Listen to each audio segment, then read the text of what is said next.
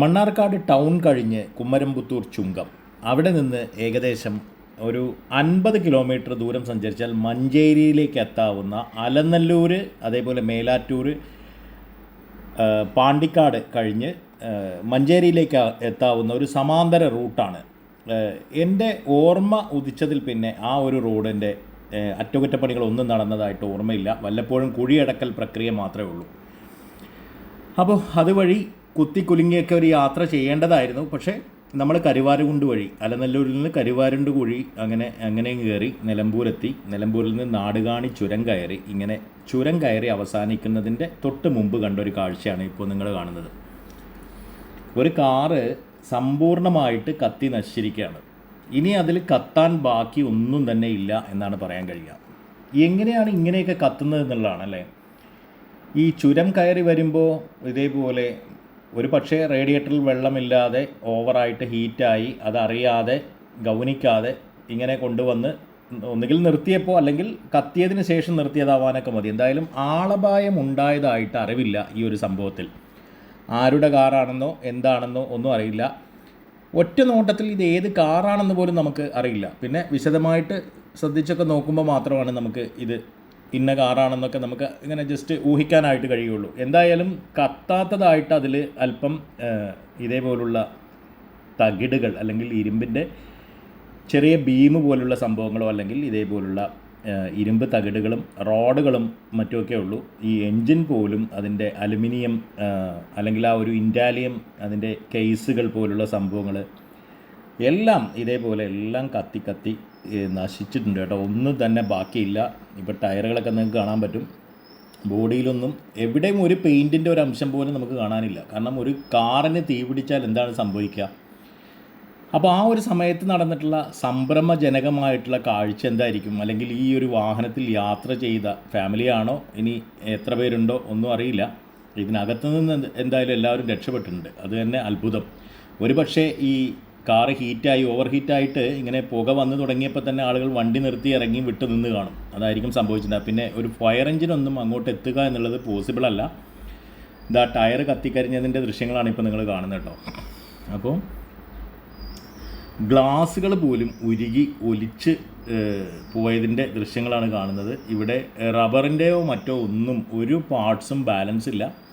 ടയറിൻ്റെ ഉള്ളിലുള്ള കമ്പികളൊക്കെ ഇപ്പോൾ നമുക്ക് ഇതേപോലെ കാണാനായിട്ട് പറ്റും. ഓക്കെ, അത്രത്തോളം കത്തിപ്പോയിട്ടുണ്ടെന്നുള്ളതാണ് കഥ.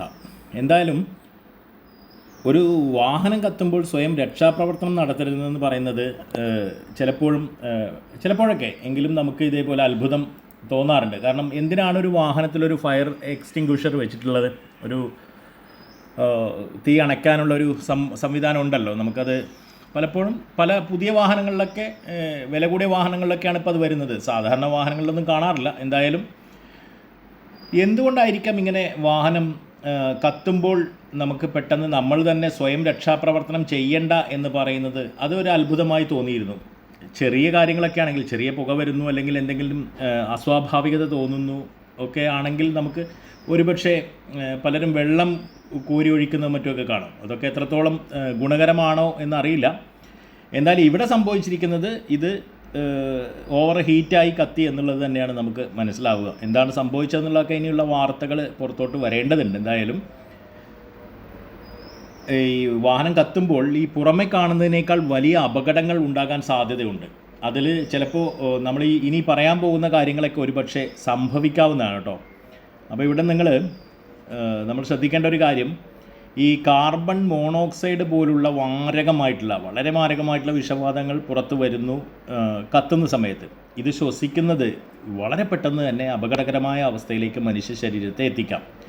പിന്നെ വാഹനത്തിൻ്റെ എഞ്ചിനിലോ ഇന്ധന ടാങ്കിലോ ഉള്ള സമ്മർദ്ദം കാരണം പെട്ടെന്നൊരു സ്ഫോടനം സംഭവിക്കാം. ഇപ്പോൾ തീ കത്തുക എന്ന് പറയുമ്പോൾ അതിനകത്ത് ഇന്ധന ടാങ്കിലൊക്കെ പെട്ടെന്നുണ്ടാകുന്ന ആ ഒരു സമ്മർദ്ദത്തെ അതിജീവിക്കാൻ സ്ഫോടനം നടക്കുകയല്ലാതെ വേറെ വഴികളില്ല. അപ്പം ഈ രക്ഷാപ്രവർത്തനം നടത്തുന്നവരുടെയൊക്കെ ജീവൻ ഒരുപക്ഷെ അപകടത്തിലാക്കിയേക്കാനുള്ള സാധ്യതയുണ്ട്. വളരെ പെട്ടെന്ന് തന്നെ നമുക്ക് ഇത്തരത്തിലൊക്കെ സംഭവിച്ചു കഴിഞ്ഞാൽ ആ വാഹനത്തെ ഉപേക്ഷിച്ച് ഒരു ഡിസ്റ്റൻസിലേക്ക് മാറി നിൽക്കുക എന്നുള്ളത് മാത്രമാണ് ചെയ്യാനുള്ളത്. എന്തായാലും ഹൈബ്രിഡ് ഇലക്ട്രിക് വാഹനങ്ങളിൽ ബാറ്ററിയിൽ നിന്നും ഉയർന്ന വോൾട്ടേജിൽ വൈദ്യുതി പ്രവഹിക്കാം. അതേപോലെ തന്നെ തീപിടുത്തമുണ്ടായ വാഹനത്തിൽ വൈദ്യുതി പ്രവഹിക്കുന്നുണ്ടോ എന്ന് നമുക്കറിയില്ല ഈ ബാറ്ററിയുടെയൊക്കെ ആണെങ്കിൽ. അപ്പോൾ അത്തരം വാഹനങ്ങളിലും രക്ഷാപ്രവർത്തനം നടത്തുന്നത് വളരെ അപകടകരമാണ്. ഈ അടുത്ത കാലത്ത് ഈ ഇലക്ട്രിക് വാഹനങ്ങൾ, പ്രത്യേകിച്ച് ഓല പോലുള്ള സ്കൂട്ടികളൊക്കെ കത്തിപ്പിടിക്കുന്നതൊക്കെ വളരെ സാധാരണമായി നടന്നിരുന്നു. എത്രയോ ഇത്തരത്തിലുള്ള അപകടങ്ങൾ നമ്മൾ സോഷ്യൽ മീഡിയയിൽ കണ്ടിരുന്നു അല്ലേ.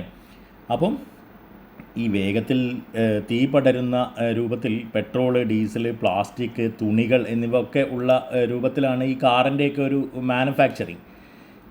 ഈ ഫയർ എക്സ്റ്റിങ്ക്വിഷർ ഉപയോഗിച്ച് തീയണക്കാൻ നമ്മൾ ശ്രമിച്ചാലും അത് പൂർണ്ണമായി നിയന്ത്രിക്കാൻ കഴിഞ്ഞെന്ന് വരില്ല. അപ്പം അതുകൊണ്ടുകൂടിയാണ് ഇത്തരത്തിൽ വളരെ പെട്ടെന്ന് തീ പിടിക്കുന്ന ഒരുപാട് കമ്പോണൻസ് ഈ ഒരു കാറുകളിൽ അല്ലെങ്കിൽ ഏതൊരു വാഹനമാവട്ടെ അതിനകത്ത് ഉണ്ട് എന്നുള്ളതാണ് അല്ലേ.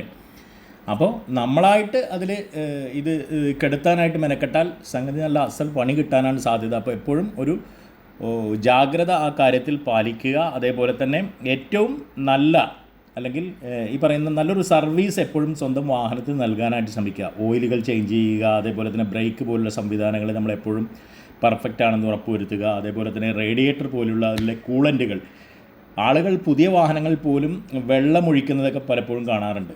ഈ കൂളൻ്റാണ് യഥാർത്ഥത്തിൽ എഞ്ചിനെ തണുപ്പിക്കുന്ന ഏറ്റവും പുതിയ സാങ്കേതിക വിദ്യയുടെ ഭാഗമായിട്ട് റേഡിയേറ്ററുകൾ നിറയ്ക്കേണ്ടത്. അപ്പോൾ സർവീസ് സെൻറ്ററിൻ്റെ സഹായ സഹകരണത്തോടു കൂടി എപ്പോഴും ഇത്തരത്തിൽ വാഹനം ഒരു എന്താ പറയുക സമ്പൂർണ്ണമായും റോഡിലിറക്കി ഓടിക്കാൻ ഫിറ്റാണ് എന്ന് വാഹന ഉടമ തന്നെ ഉറപ്പുവരുത്തുക എന്നുള്ളത് മാത്രമേ ഇവിടെ പറയാനാവൂ. എന്തായാലും ഈ ഫയർ എക്സ്റ്റിങ്ക്വിഷർ ഉപയോഗിച്ച് തീയണക്കാൻ ശ്രമിച്ചാലും പലപ്പോഴും അത് നിയന്ത്രിക്കാൻ കഴിഞ്ഞെന്ന് വരില്ലെന്ന് നമ്മൾ പറഞ്ഞു. ഇങ്ങനെയുള്ള സാഹചര്യങ്ങൾ സ്വന്തം സുരക്ഷ ഉറപ്പാക്കി കഴിയുന്നത്ര വേഗം വാഹനം നിർത്തി പുറത്തിറങ്ങി സുരക്ഷിതമായ അകലം പാലിക്കുകയാണ് നമ്മൾ ആദ്യം ചെയ്യേണ്ടത്. ഉടൻ തന്നെ അഗ്നിശമന സേനയെ അവൈലബിൾ ആണെങ്കിൽ ആ തരത്തിൽ നമുക്ക് അവരെ വിളിച്ചു വരുത്താൻ നമ്പറുകൾ പ്രത്യേകം നമുക്ക് അറിയാം. അത്തരത്തിലുള്ള നമ്പറുകൾ അറിയുകയാണെങ്കിൽ അങ്ങനെ വിളിക്കാം, അല്ലെങ്കിൽ പോലീസുമായിട്ട് ബന്ധപ്പെടാം.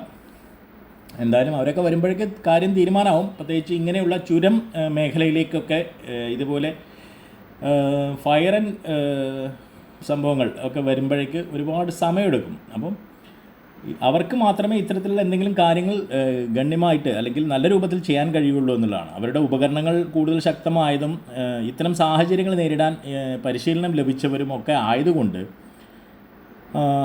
നമുക്ക് ഈ ഒരു വിദഗ്ധരുടെയൊക്കെ സഹായം തേടുന്നതാവും ഏറ്റവും ഉത്തമം. ചെറിയ കാര്യങ്ങളൊക്കെ ആണെങ്കിൽ നമുക്ക് ഇത്തരത്തിൽ കുറച്ചുകൂടെ ബെറ്റർ ആയിട്ടുള്ള ഒരു പെട്ടെന്ന് തന്നെ തീയണക്കാനൊക്കെ ശ്രമിക്കാം എന്ന് പറയാം. പക്ഷേ ഈ ഒരു കാറ് ആരുടേതാണാവും അല്ലേ? ഏതാണ് ഹതഭാഗ്യം?